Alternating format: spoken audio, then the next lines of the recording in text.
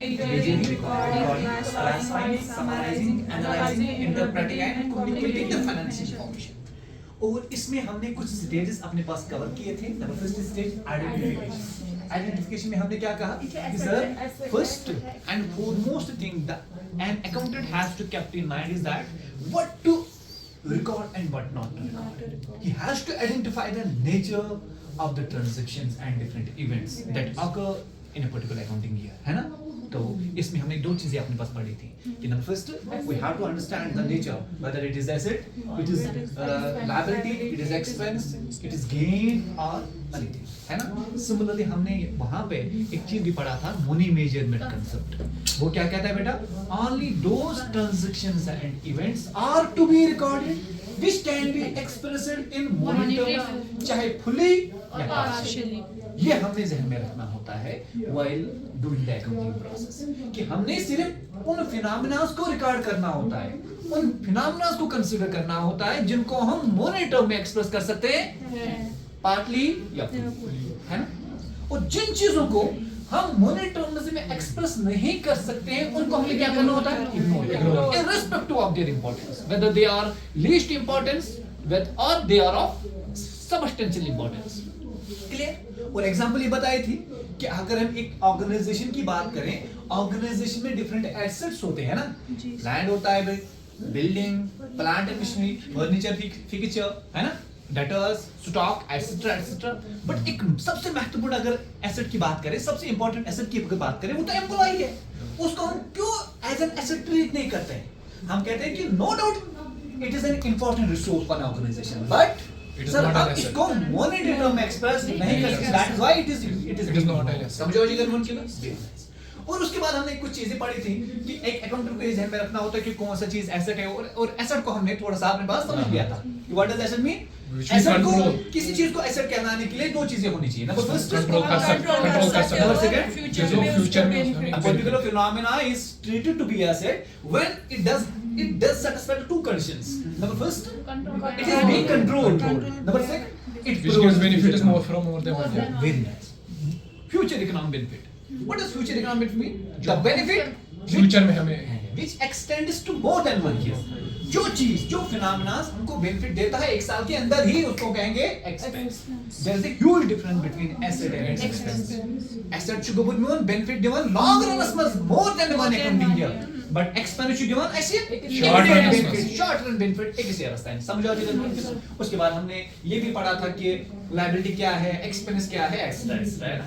उसके बाद हमने क्या कहा कि when the first stage is done, we have understood the nature of the transactions, है ना? Similarly, we have understood that what to record and what not to record as per the money measurement concept. उसके बाद हमारे पास क्या stage आता है बेटा? Measure. और measure stage में हम क्या करते हैं बेटा? We quantify the financial transactions and events in money terms. हम पैसों की शक्ल में उसको अपने पास क्या रखते हैं बेटा? एक्सप्रेस कर सकते हैं, वैल्यूएट करते हैं, है ना बेटा? फॉर एग्जांपल मैंने लैपटॉप खरीद लिया ऑर्गेनाइजेशन के लिए, ठीक है? अब उसको रिकॉर्ड करना है कि नहीं करना है, पहले देखेंगे क्या हम लैपटॉप को मॉनिटर में एक्सप्रेस कर सकते हैं. हाँ तो ठीक है, करेंगे रिकॉर्ड. अब अगर रिकॉर्ड करेंगे है क्या ये एक्सपेंस है, एसेट है, कैपिटल है, गेन है, क्या है? सर हम कहते हैं कि ये जो लैपटॉप है, एक तो हम इसको कंट्रोल कर रहे हैं, दूसरा ये हमको फ्यूचर में बेनिफिट देगा, इकोनॉमिक बेनिफिट प्रोवाइड करेगा, therefore it is deemed to be asset. समझ आओ जी गर्म उनके ना. वो हम सेकंड स्टेज में करते हैं, मींस कि हम उस चीज को जो हमने रिकॉर्ड करना होता है उसको हम एक्सप्रेस करते हैं किसमें? Monitor. Number third stage is actually recording. It is actually the phase while the bookkeeping actually starts, while the accounting actually starts, है ना? तो इसमें हम क्या करते हैं बेटा? हम we create the journal, है ना? और जर्नल कितने प्रकार के होते हैं बेटा? दो प्रकार के जर्नल्स होते हैं. Number first is subsidiary book, number second इसका जर्नल प्रॉपर. और सब्सिडरी बुक्स मैंने आपको कहा था क्यों इसको नाम पड़ गया है subsidiary book. Why? Because it is subordinate to the major which is actually called the principal book of entry, है ना बेटा? और हमने उसमें पढ़ा कि we are having different types of subsidiary books. Number first important book, cash book. Cash book is maintained to record three things. First, inflow, outflow, and cash. Number second means अब यहाँ पे important बात याद रखनी होती है कि जितने भी transactions और events हो जिनमें कैश इन्वॉल्व होता है, चाहे कैश इनफ्लो हो या आउटफ्लो हो, सारे रिकॉर्ड किसमें होते हैं? कैश बुक में उसके बाद purchase, it is a book which records only credit यहाँ पे ऑब्जेक्टिव बन सकता है अपने वो जो फाइनेंस अकाउंट असिस्टेंट के लिए है ना अभी। और number third book sales book which records sales credit credit sales. Why cashiers are recorded by cash Cash book. book. Cash purchase are recorded by Cash book. है ना। उसके बाद bills receivable book, Bills payable payable book, purchase return book, Sales. sales Sales return return book, bill है ना। Etc. These are different subsidy books. और उसके बाद हमने क्या कहा कि कुछ ऐसे भी ट्रांजैक्शंस होते हैं, इवेंट्स होते हैं जो इन सब्सिडरी बुक्स में कवर नहीं होते हैं, है ना भाई। तो उनके लिए एक Journal आम proper. ग्रेवयार्ड है, उसको क्या कहते हैं बेटा? Journal proper. Journal proper. Meaning journal proper records all those transactions and events which are not covered by this subsidy book. है ना बेटा? When the recording phase is done, classification is to be followed. What does classification mean? First, let us talk about this variant issue. है ना? We are having the SSB batch. We are having the class 11th batch, class 12th batch. We are having the BLS batch. We are having the CA foundation batch. Different batches are there. हम क्यों ना एक काम करते हैं, हम इकट्ठे मिलकर सभी बच्चों को पढ़ाते हैं। सही होगा गलत होगा? गलत क्यों? क्योंकि हर किसी को अपनी अपनी नीड है। रिक्वायरमेंट इज बेटर, है ना।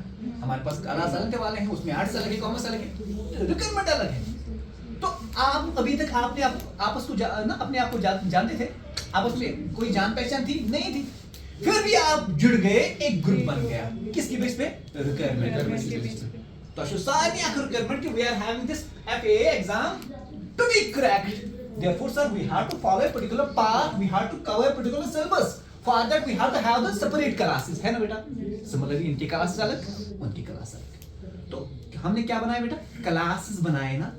तो this is actually called classification. तो what does that mean? Sir जो भी जर्नल में हमने एंट्रीज रिकॉर्ड किए होते हैं ना, हमको पता है कि सर अगर हम किसी कंपनी की बात करें, वहां पे एक दिन में हजारों